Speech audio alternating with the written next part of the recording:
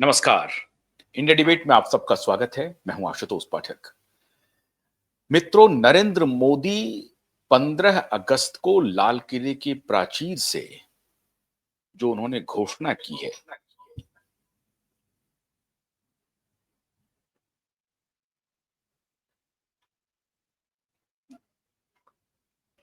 उस घोषणा के बाद पूरी दुनिया में बड़ा कोहराम मचा है। और मित्रों, आज मुझे ये कहते हुए बड़ी खुशी हो रही है कि क्यूबाइब की लगभग सारी बातों को माननीय प्रधानमंत्री जी ने स्वीकार कर लिया और ऐसा लग रहा है कि क्यूबाइब की हर बात को वो ध्यान से सुनते हैं, देखते हैं और फिर फैसला करते हैं। एक दो ऐसा उदाहरण है जिसके बारे में क्यूबाइब ने 2021 में चर्चा शुरू की थी और आज भी, हालांकि मेरा भी और हमारे नेटवर्क का ये सबसे प्यारा प्रोजेक्ट है। और इसके लिए आज मैं आपको एक जानकारी भी देना चाहता हूं। हम लोग इस दिशा में काम कर रहे हैं और अपने साथी प्रोफेसर मित्रों के साथ जो आईआईटी में अलग-अलग इंस्टीट्यूट्स में प्रोफेसर हैं, उनके साथ हमारी बातचीत लगातार चल रही है कि इस प्रोजेक्ट पर कैसे काम किया जाए। और कल प्रधानमंत्री ने जो ये चुनौती दी भारत के युवाओं को कि आपको इस क्षेत्र में आगे आना चाहिए, उससे बड़ी खुशी हुई। और आज का ये कार्यक्रम आपको ध्यान से सुनना चाहिए।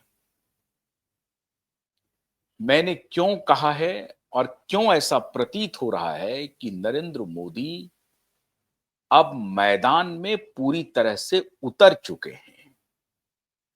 और ट्रंप ही नहीं, शी जिनपिंग को भी और बड़े-बड़े महारथी, चाहे वो पुतिन हो, चाहे वो जापान हो, यूरोप की तो स्थिति बहुत डामाडोल है, ऑस्ट्रेलिया हो, कोई भी दुनिया का देश क्यों नहीं हो, और सबसे पहले निशाने पर हैं माननीय ट्रंप। और उसके पहले जो थे, मैं ट्रंप की तारीफ करता रहा हूं कुछ अन्य मुद्दों को लेकर के, लेकिन ट्रंप सिर्फ मोहरा है। पीछे जो लोग हैं आज उसका मैं जिक्र करूंगा। और क्यों नरेंद्र मोदी के मैदान में साफ-साफ उतरने से और कल ही इस बात की घोषणा करने से पूरी दुनिया में हलचल पैदा हो गई है। नरेंद्र मोदी पूरी दमखम के साथ मैदान में उतर गए, आमने सामने, और धोबी पछाड़ देना उन्होंने शुरू कर दिया। और पहली धोबी पछाड़ ट्रंप को मिल चुका है, ये आप मान लीजिए।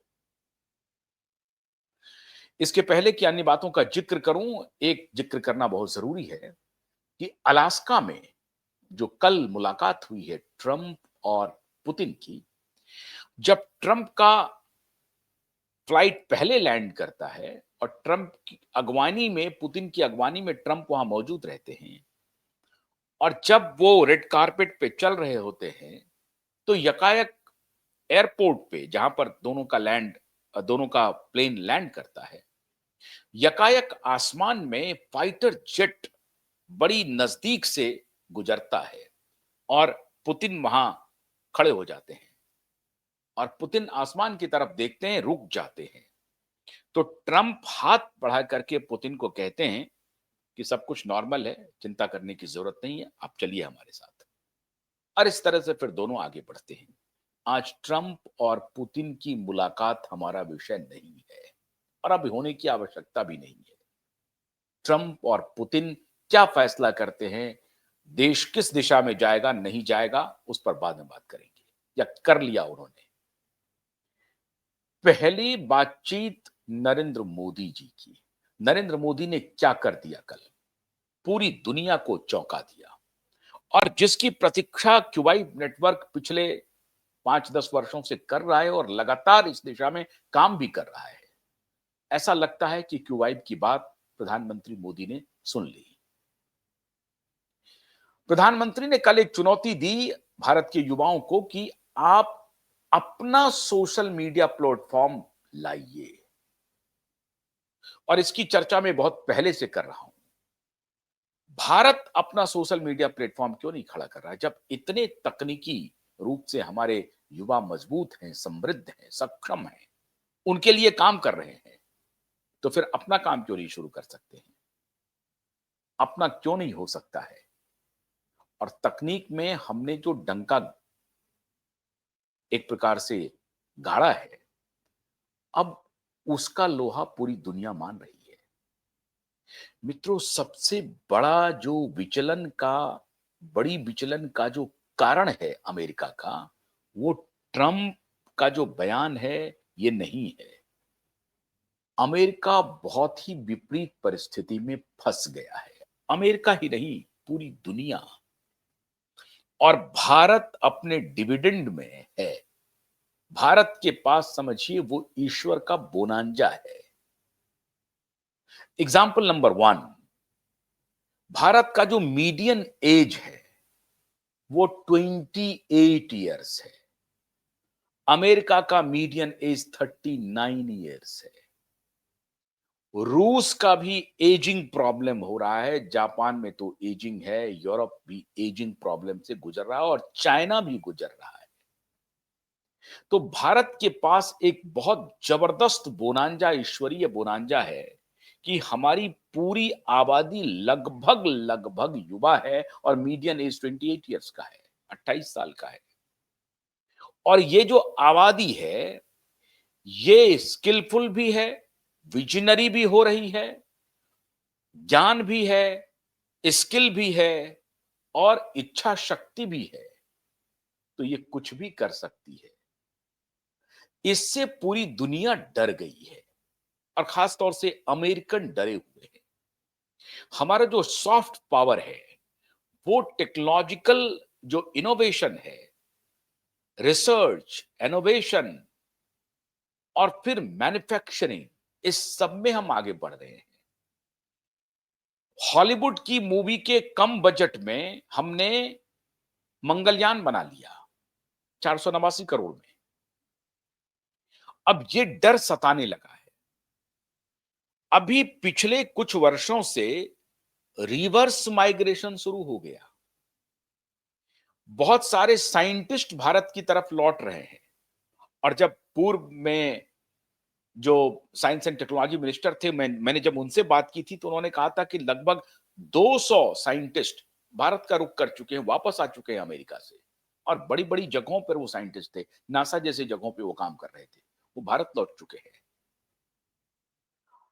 भारत ना तो वॉर में इन्वॉल्व हो रहा है, भारत ना तो किसी को आंख दिखा रहा है।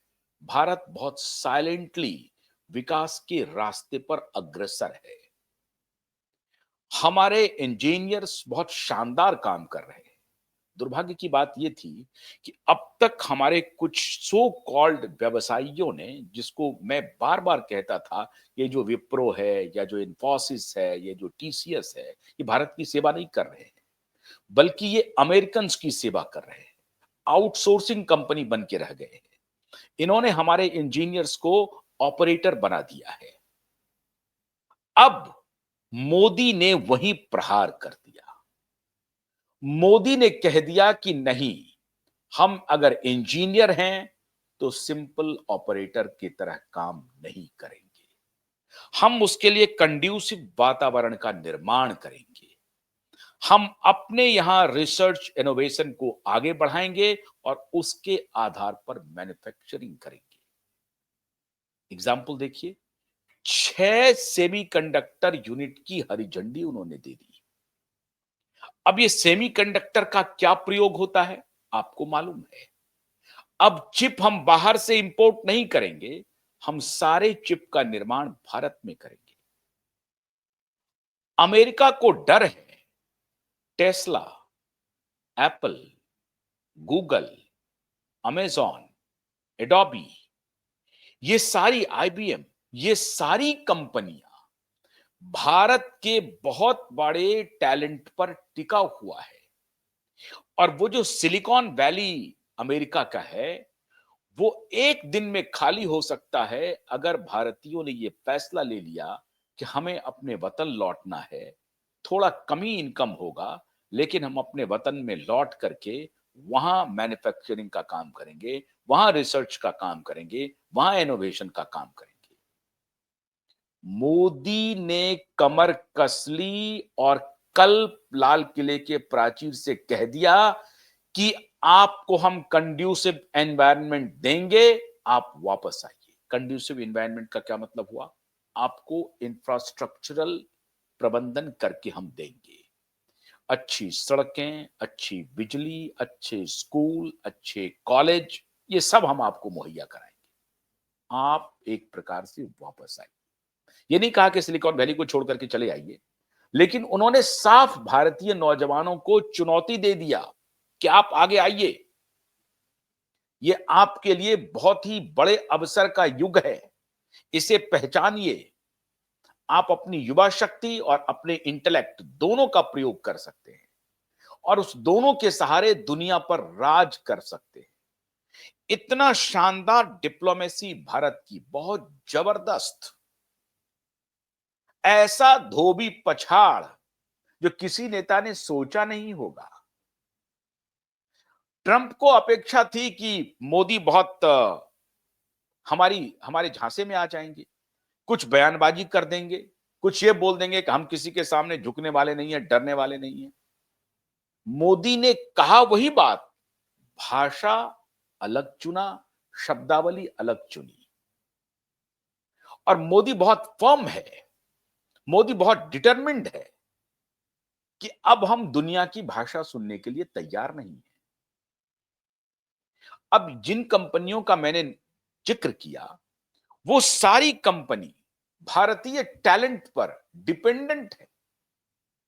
और ये यूं ही नहीं था कि माइक्रोसॉफ्ट के सीईओ सत्या नडेला हों, या जो कल तक जो ट्विटर था उनके सीईओ भारतीय हों, पराग अग्रवाल हों, या और जितनी कंपनियां 9-10 बड़ी कंपनियों के सीईओ, सुंदर पिचई हों गूगल के, फॉर दैट मैटर।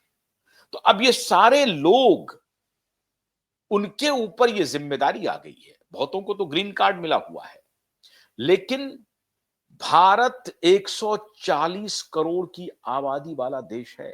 पूरा अमेरिका, पूरा यूरोप, इंग्लैंड, ऑस्ट्रेलिया, सबके पॉपुलेशन को जोड़ दें तो 80 करोड़ का आंकड़ा नहीं छू पाता है।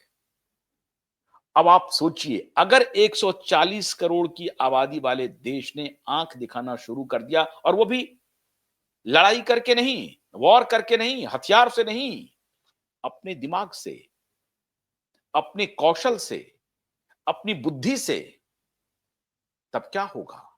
यही डर सता रहा है अमेरिका को कि भारतीय नस्ल एक ऐसा नस्ल है जिसमें कौशल भी है, बुद्धि भी है, विवेक भी है, तीक्ष्णता भी है और करने का जिद भी है।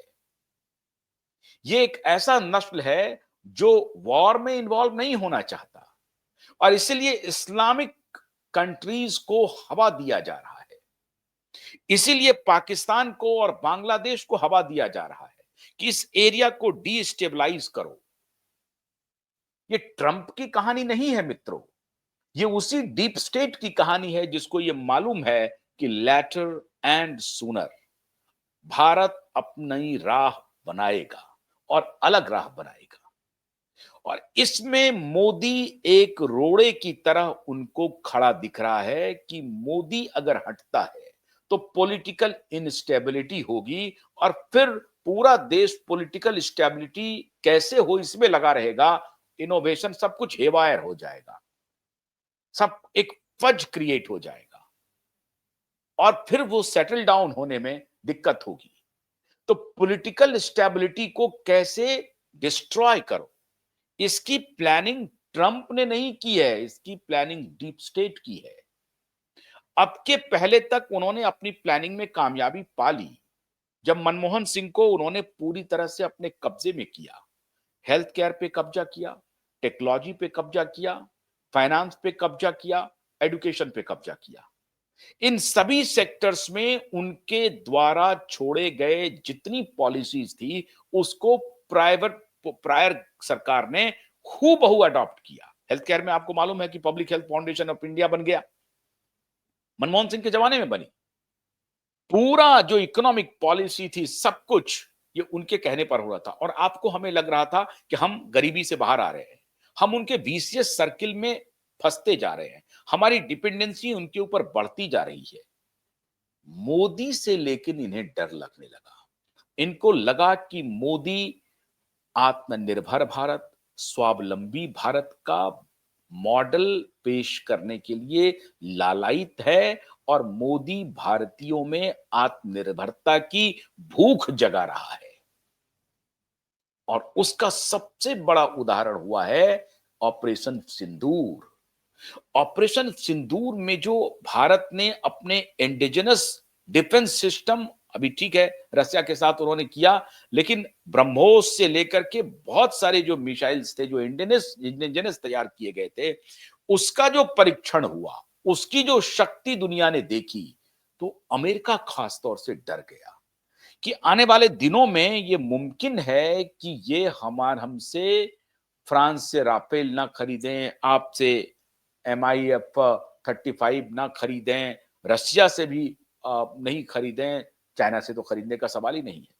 इन देशों से भी हथियार ये खरीदना बंद कर दें, क्योंकि इनके पास वो सारे गुण मौजूद हैं कि ये स्वयं हथियार का निर्माण कर सकते हैं।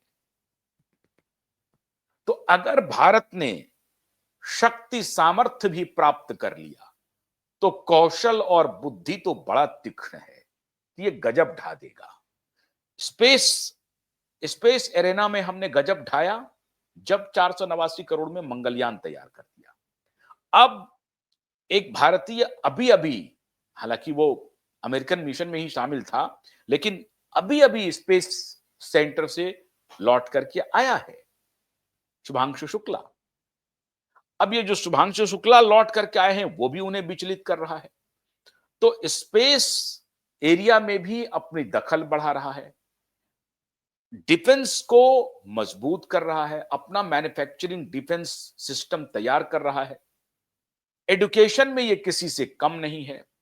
टेक्नोलॉजी पर अगर ये वापस लौट गया, और जो एक टेक्नोलॉजी के मामले में भारत थोड़ा बहुत पिछड़ रहा है, अभी जो डिजिटल यूपीआई पेमेंट हो या अन्य चीजें हैं, उनको जो देख रहा है, और उसमें धीरे धीरे अभी जो भारत ऑपरेटिंग सिस्टम भारत सरकार ने इंट्रोड्यूस कर दिया, हालांकि आज भी माइक्रोसॉफ्ट के मोल जो हैं वो भारत ऑपरेटिंग सिस्टम को आगे बढ़ने नहीं दे रहा है, लेकिन मोदी ने इंट्रोड्यूस तो पहले भी हुआ था, 2006 में भी हुआ था, लेकिन कोई काम का नहीं हुआ वो भारत ऑपरेटिंग सिस्टम।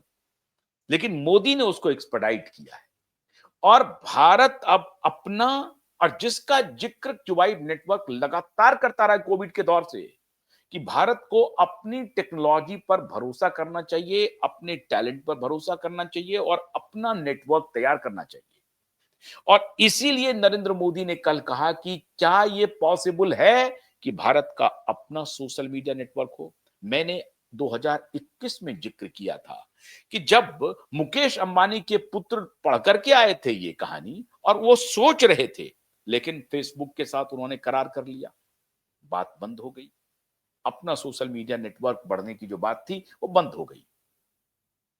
हमारे पास औकात नहीं है, फिर भी हम सोच रहे हैं कि सोशल मीडिया नेटवर्क होना चाहिए, और देश का अपना सोशल मीडिया नेटवर्क होना चाहिए। और मैं आह्वान कर रहा हूं उन सभी इंजीनियर्स से, सभी उन टेक्नोक्रेट, खासतौर से आईआईटी के प्रोफेसर मित्रों से, कि आप सब ओपन सोर्स है, आप कर सकते हैं। इंफ्रास्ट्रक्चर क्रिएट करने में बहुत कॉस्ट नहीं है, मार्केटिंग बहुत कठिन है, ये बात सही है, मार्केटिंग बहुत कठिन है, लेकिन अगर आपने इंफ्रास्ट्रक्चर क्रिएट किया और मार्केटिंग क्रिएट करके 10% स्टेक भी लेते हैं आप, तो भी बहुत बड़ा स्टेक हो जाएगा और उनको जोल्ट लगेगा। मोदी ने ये कमर कस लिया और मोदी ने ये धोबिया पछाड़ रख दे दिया। अब ट्रंप विचलित है।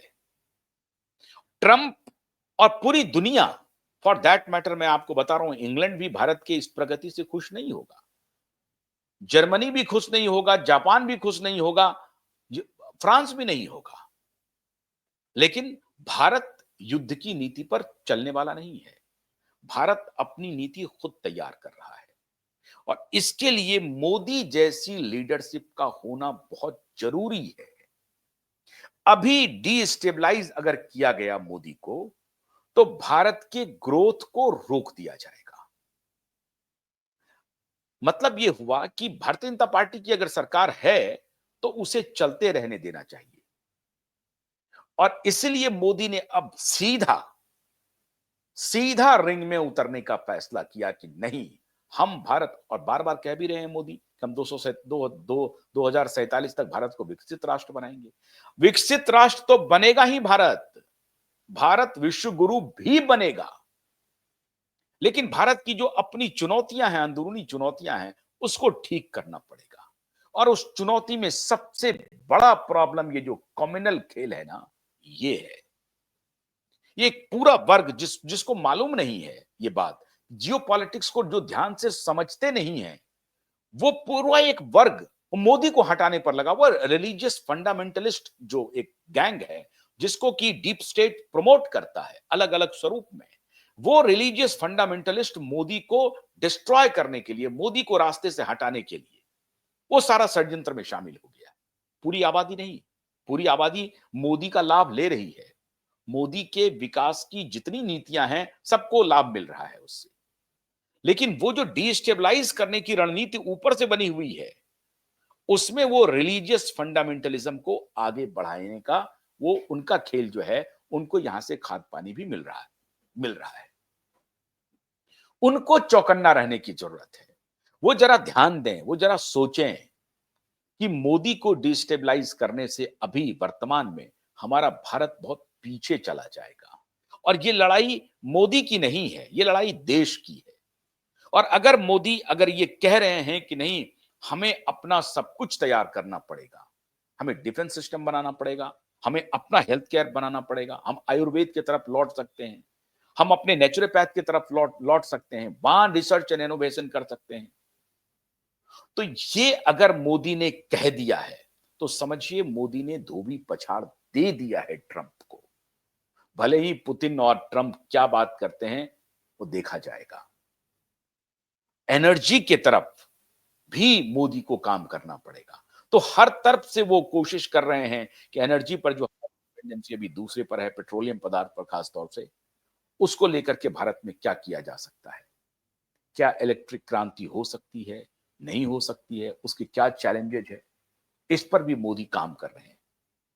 लेकिन अगर मोदी ने साफ-साफ कहा है, भारतीय युवाओं को एक चुनौती दिया है कि आप इस चुनौती को स्वीकार कीजिए और पूरी दुनिया के लिए आपके पास जो अवसर है, उस अवसर को अपने पक्ष में कीजिए। तो ये बड़ी अच्छी बात है और ये अच्छी बात ट्रंप के लिए धोबिया पछाड़ है। भारत अमेरिका के सामने, ट्रंप तो मामूली प्लेयर है, अमेरिका के सामने भारत घुटने नहीं टेकेगा, ये साफ कर दिया नरेंद्र मोदी ने। तो ये आज मैं समझता हूं कि इसे आपके साथ शेयर करना बहुत जरूरी था। बहुत बहुत शुक्रिया। नमस्कार।